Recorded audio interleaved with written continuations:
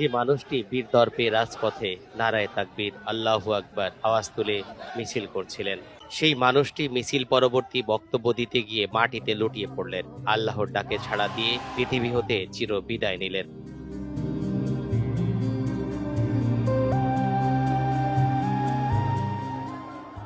ঘটনাটি সোমবার বিকেলের কুষ্টিয়ায় বিক্ষোভ মিছিলে বক্তব্য দিতে গিয়ে স্ট্রোক করে মারা গেলেন কুষ্টিয়া জেলা জামাতের আমির অধ্যাপক আবুল হাশেম।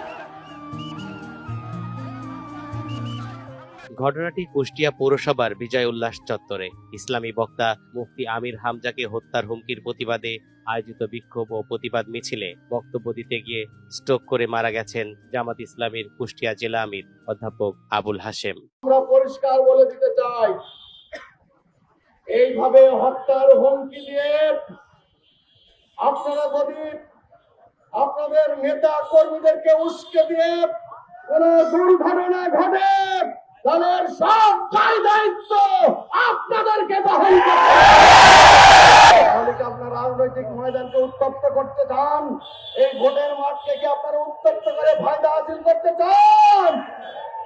আপনাদের সে ঘুরে বালি মানুষটা হতে দেবে না, জনগণ আপনাদের আশা পূরণ হতে দেবে না। অধ্যাপক আবুল হাশেমের মৃত্যুতে কুষ্টিয়ার রাজনৈতিক ও সামাজিক অঙ্গনে